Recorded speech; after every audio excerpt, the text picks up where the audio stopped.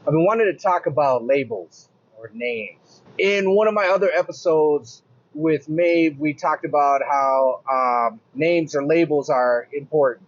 And sometimes I don't think we realize how much of an influence identifying as a certain way has on the outcome of your life. Now, there was two ways that I talked about, like, I think it might be the same video, but there's two ways that people really learn to do something, right? Actually, I think there's three, but two main ways that people know about, right? Number one, hypnotism. That's why from the age of 0 to 7, a baby's brainwave, or meditation, hypnotism, meditation, whatever, that brainwave is a way to download information, right? And that's why babies are that way from until they're 7 years old, in the theta brainwave. The other way is repetition. And it's really been bothering me to talk about this, and I've been putting it off, but now's the time. So it's important to think about this, because when you label yourself something, when you call yourself something, just like a label on a can of some kind of food, it has a list of ingredients on that label that can of food represents. No more, no less. Right? A list of ingredients. And that's what tells you, and on top of that, they have some proprietary things that they don't even share with you, right? That's what tells you that you're eating, let's say, Libby's fruit cocktail in a can, or Venetian hot dogs, or sardines, or whatever it is in that can. It has all the ingredients on the outside of it, and that lets you know that you're having this, right? Let's tell you, as above, so below, the micro, the macro. So then when we talk about labels in society and where those labels come from, and what are the ingredients, what are the characteristics underneath those labels, and then we think about the way that we act or behave. For example, I can only speak to, whatever I am, right?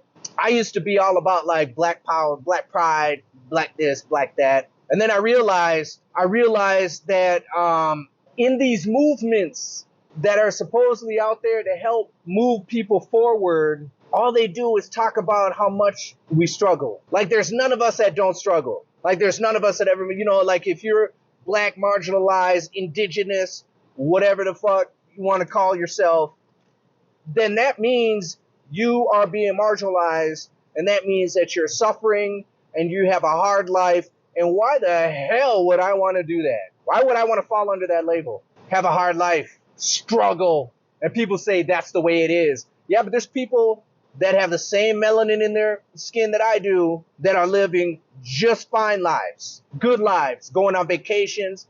I mean, people with melanin like I do are the biggest consumers of Mercedes Benzes. But it's like they're trying to pump out that none of us are successful. These movements that are for our better good. Indigenous people. I know there's got to be some successful indigenous people. Yes, some people have treated them wrong. Yes, some people are still treating them wrong. And yes, there's still colonization going on. But to be voluntarily willing to go under a label that you don't want to embody is what I'm talking about. I don't want to be a struggle. I don't want to have a hard life, a tough life. I don't want to be marginalized. I don't want people hiring me because they feel bad for me because I'm black, so-called black. I want people hiring me because I'm the shit at what I do. That's why I want people to hire me at. Because they connect with me. Because if they're able to connect with me on the level that I'm trying to connect with them at, then there will be movement in their life. But if they try to connect with me because they feel obligated to give me a chance because of the melanin in my skin, then they're going to miss what it is that I do for them. They're going to miss that connection. They're not going to learn on a deep level what it is to be a modern mystic, because they already are coming in with this preconceived idea of this poor lowly dude that needs some help because of the color, well, I don't even say color, the melanin in their skin. Man, that's some bullshit to me, I'll tell you that much. And that's any label. So I guess my whole thing on this conversation is that if you decide to call yourself something, and I don't care what it is, I can only speak on what it is I know I've called myself. An addict, black, all types of shit. I've called myself all types of shit that wasn't uplifting to me at all. And then wonder why my life didn't move forward. And I stopped doing that because it is important to speak into existence what it is you want, not what it is you don't want. Focus in on what it is you want. Where awareness goes, energy flows. So it's very important that you understand the labels that you resign yourself to, because society is constantly pushing out all those characteristics or ingredients to that label, whether it's through the music, through TV shows, through comedy. I don't care what it is. They're pumping it out. And when you are affiliated with something, affiliation, gang affiliation, you are automatically treated as if you have done the crimes of that affiliation. Just something to think about. Let me know what you think.